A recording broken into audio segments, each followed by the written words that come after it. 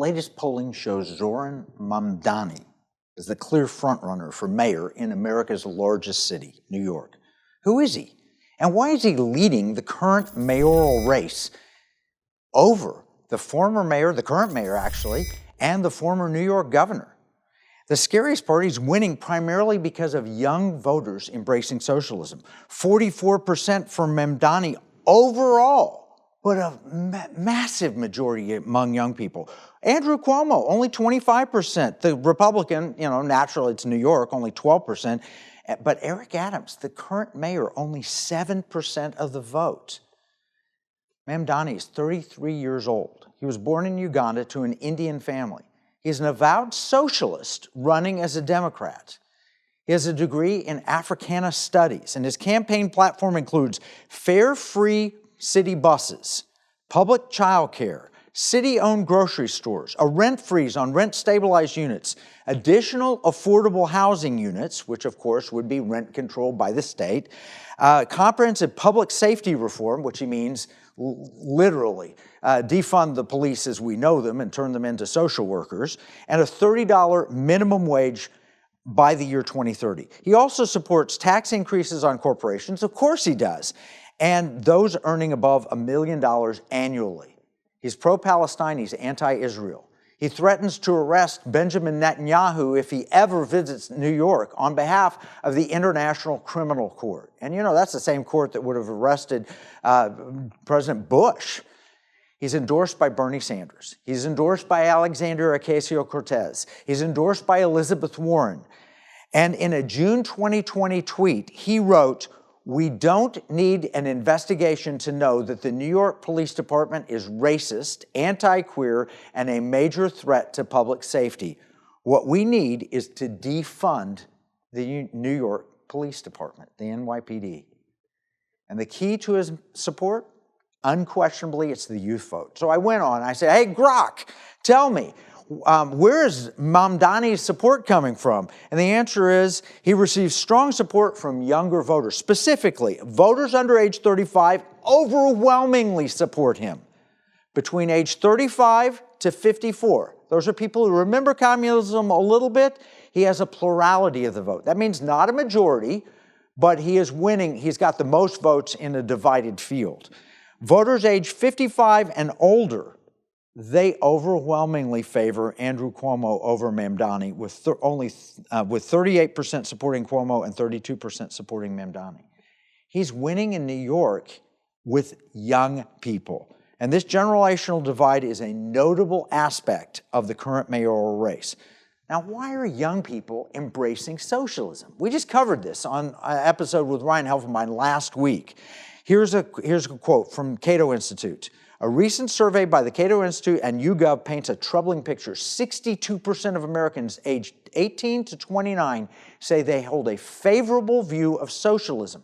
34% the same of communism.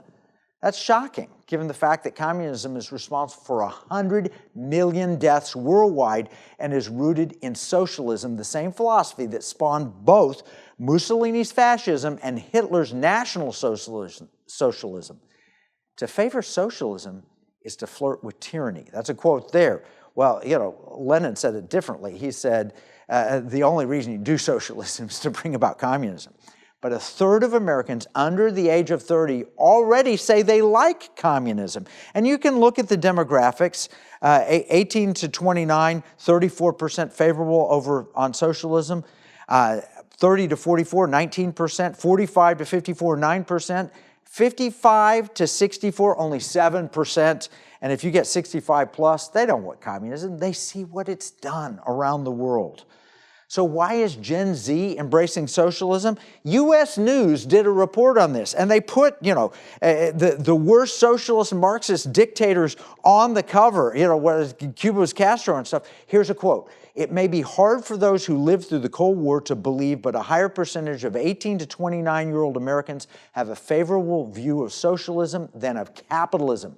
The only age group for which that was true, according to a Pew Research survey from 2022. Only 40% of young people have a positive impression of capitalism, while 44% have a favorable view of socialism.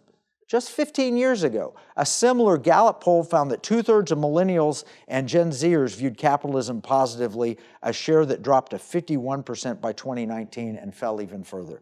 Why is that happening? I'll tell you why it's happening. It's right here in the article. The Colorado Education Association, which represents nearly 40,000 teachers, passed a resolution in 2023 condemning capitalism, stating it was inherently exploiting children, public schools, land, labor, and resources. These are the teachers. That same year, Virginia's largest teacher union opposed a state bill to teach the history of communism, saying it could lead to anti-Asian hate since most communist countries today are in Asia. Are you kidding me? They don't want to tell about the atrocities of communism because they say it's racist against Asians. Last year, a Michigan State University history professor wrote an article explaining communism to children. You know what he left out? The mass violence, poverty, and human rights violations at the hands of all the governments who've imposed it, concluding only that communists are more optimistic that humans can one day create a more fair and equal society. That's what we're facing. Don't be hopeful that socialism supporters are less radical. Vladimir Lenin, the goal of socialism is communism. So why do young people want socialism? Do they want a more fair society? They want more equality, free college, free food. It's good in theory, but how about in practice? I did a query on Grok about how many people were murdered under communist regimes. The generally accepted figure I've already quoted for the 20th century is about 100 million. That's more than both world wars combined. And we'll put the table by communist regime in our battle plan that talks about Vladimir Lenin, 2 to 8 million deaths. Stalin, 10 to 20 million. People's Republic of China, 40 to 70 million. And that is just on deaths. What about this notion of state-run grocery stores? It's ridiculously ignorant of history. And yet, here it is, New York Post, socialist New York City mayor candidate Zohran Mamdani's plan for city-run grocery stores is Soviet-style disaster in waiting, business owners say.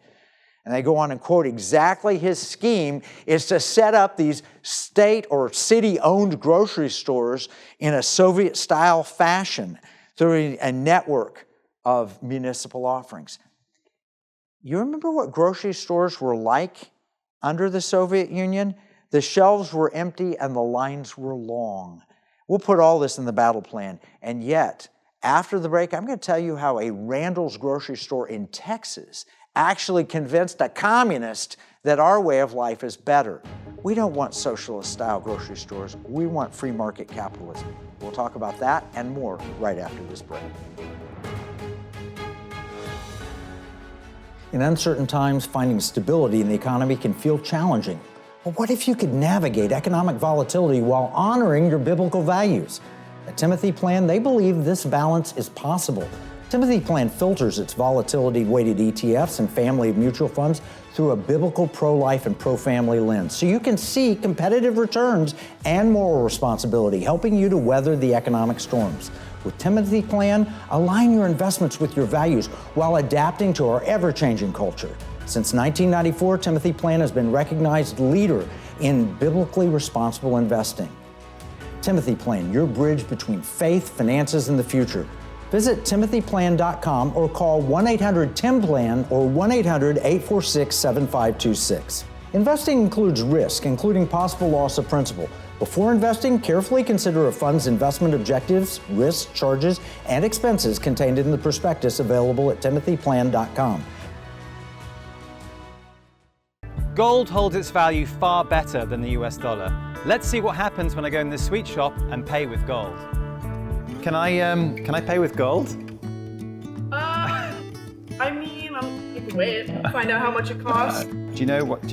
Basically, do you know why I'm even using gold? I do not. It holds its value over time. Yeah. But it's a bit difficult to spend, isn't it? Do you take this? Yes. That's MasterCard. Yeah, but I'm actually going to pay with gold, believe it or not, using this. That's my MasterCard, and it's linked to my gold wallet. So let's just watch that. Authorizing. Yeah, add a tip. Thank you. So this is your store? Yes, sir. And how much gold did I pay? 0.2243 grams. Yeah, success. Bought with gold, paid with glint.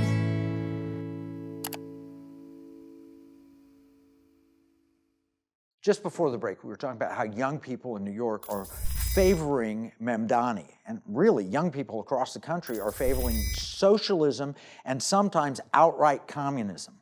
And one of the reasons is they think it would be a good idea to have Soviet-style grocery stores in New York City, not knowing how bad they were. He wants to really take over and have the city run the grocery stores. I want to tell you a little story about what happened in 1989 when the Soviet Union was collapsing and they didn't know that they'd lost entirely. We invited, Gorbachev, who was #1 in the Communist Party in Russia, and we invited Boris Yeltsin, #2, to come over and see our great technology, maybe thinking that they'll see our technology and decide, hey, we can't win this battle, economic battle, and so we'll go with free market capitalism. We took them to NASA. They came in. Actually, Gorbachev didn't show up, but Yeltsin did. And he went to NASA, and honestly, he was not that impressed. He figured they can build rockets. They have technology. That wasn't what impressed him. And on his way home, he said, anything else you want to see? And he said, yeah, I'd like to see an American grocery store, and I'd like to pick up some liquor. That's what he wanted to do. So he said, all right, we'll take you to a grocery store. He said, no, you don't get to pick. Show me a map and I'll pick. And he picked a location that's called Randall's. Randall's is a part of Tom Thumb, which is a part of Safeway, which is a part of Albertsons now. It's changed hands, but it's still around. And after leaving the Space Center, he went and took a look at the grocery store. And you can see pictures of it. It was in the newspaper.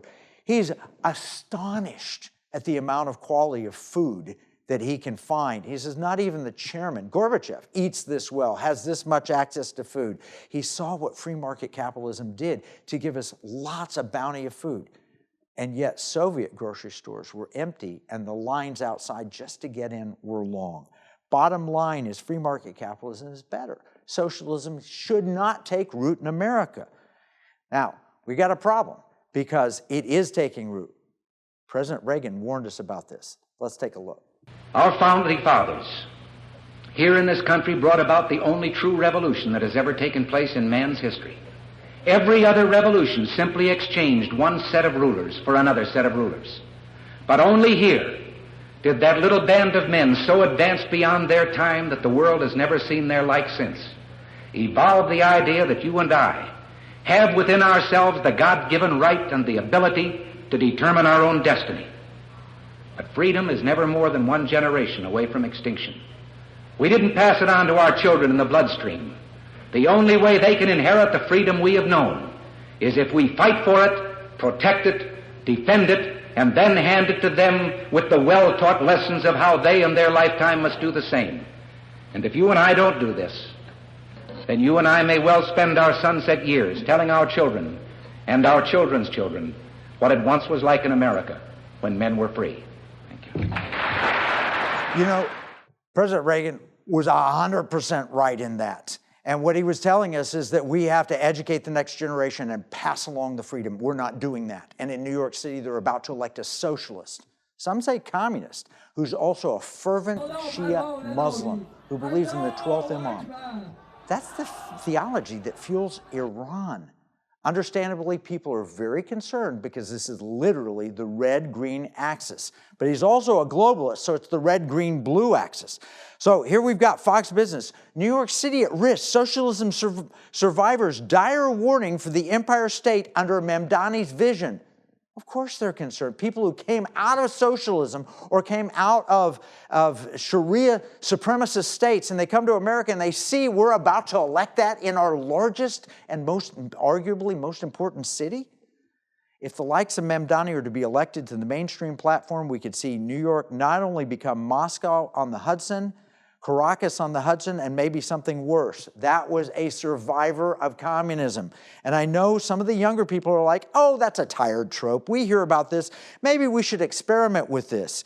But every time it's been attempted, replicated, it's always had equitable misery as a result. Yeah, everybody that's drank this poison has died. I get that, but maybe I won't die. Let me try it. No, it's ridiculous and it's stupid, and sadly, it's not just the poorer elements funding Mamdani's rise, according to the Wall Street Journal. Literally, college indoctrination, as we discussed last week with Ryan Helfenbein of Liberty University in episode 359, It's the college-educated, upper-class kids that are focusing and pushing for Mamdani. Here it is, Wall Street Journal opinion. It's the overeducated elites, not laborers or the masses, who are getting behind socialism today. Mamdani may herald a new kind of class struggle. Wow, this is what we're facing.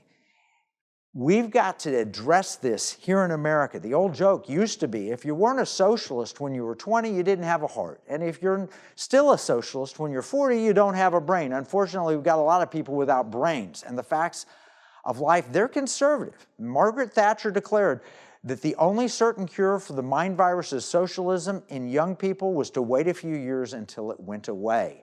We don't have that chance here. Right now, we're seeing the Democrat Party, by the way, they want to take voting age down to 16. All right, the temptation of socialism for callow youth has been strengthened in recent years by a couple of factors. The drifting into distant memory of the Cold War, growing up in Britain in the 70s or 80s.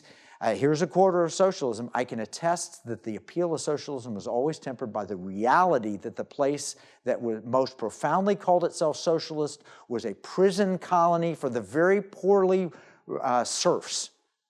The Soviet Union and its satellites were poor advertisements for the ideology their names proclaim. So the success of capitalism eliminated the threat of communism and socialism geopolitically, and that has given rise to short memories where people are now embracing socialism. This is a serious problem. I don't bet you didn't know Mr. Mamdani's father is a Columbia professor of government who has written on his desire to destigmatize suicide bombings. His mother is a filmmaker who reportedly tried to have Gal Gadot, that's Wonder Woman, disinvited from the Oscars because the actress supported Israel. Wow, this is where this guy grew up.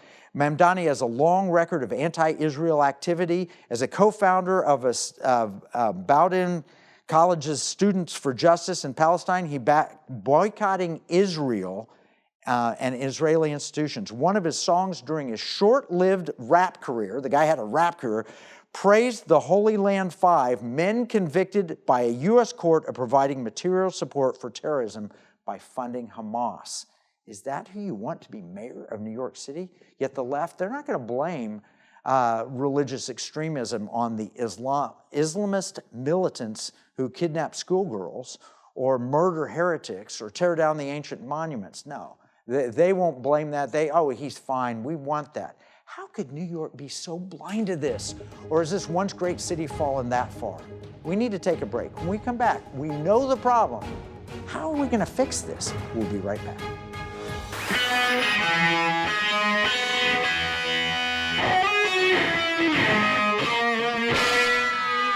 Somewhere a perversion has taken place.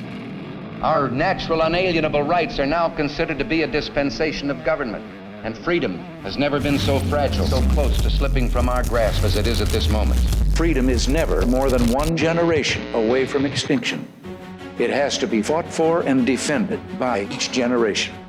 You and I have a rendezvous with destiny.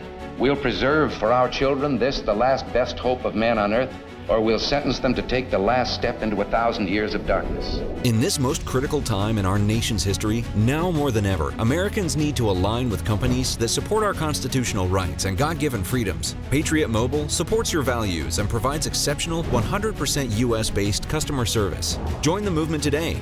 Go to patriotmobile.com or call 972-PATRIOT.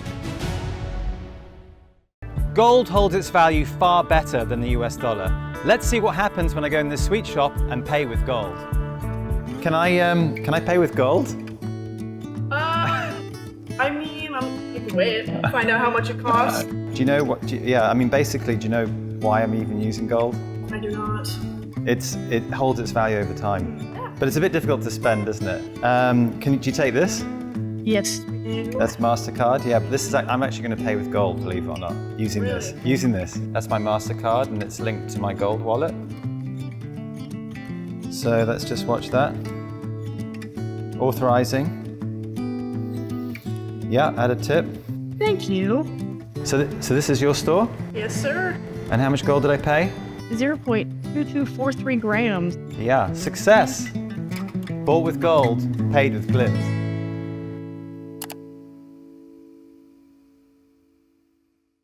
We're talking about the threat of Mamdani in New York, but that is just an example of the threat that's happening across the country. We're seeing Sharia enclaves popping up, and we're seeing communism embraced on our university campuses, but also in the high schools and around the country among young people.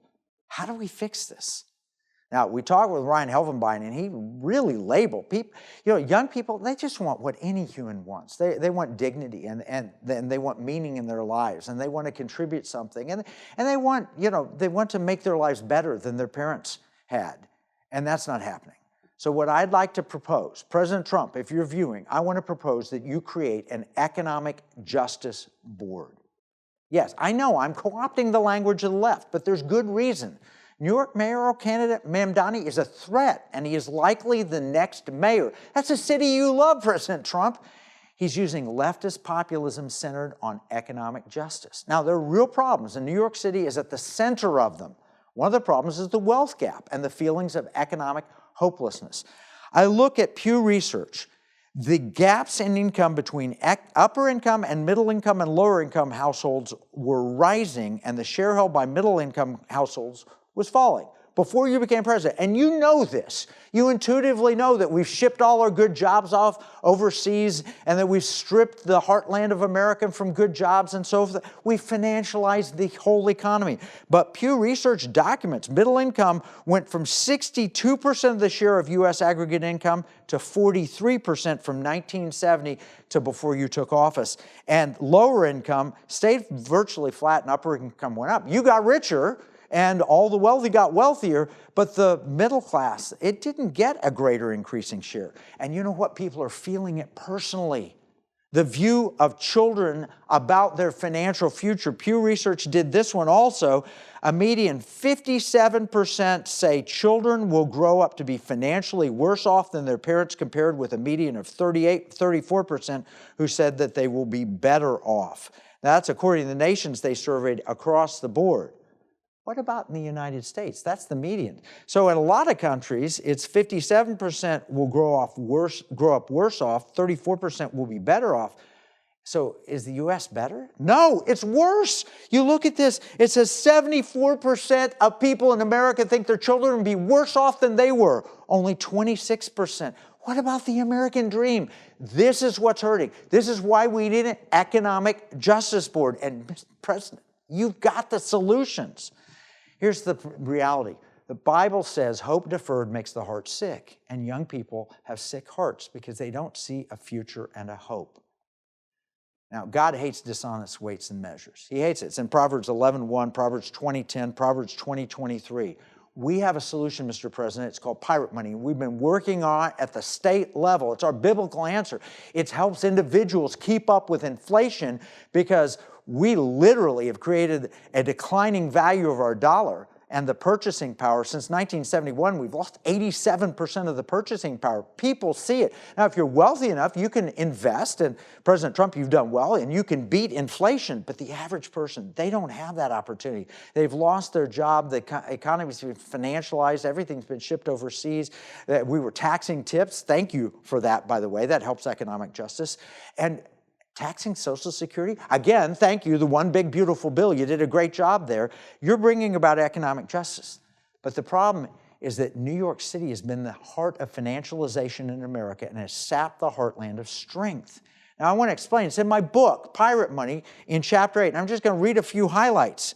The wealth gap has widened sharply in the last 50 years, and that's a serious problem.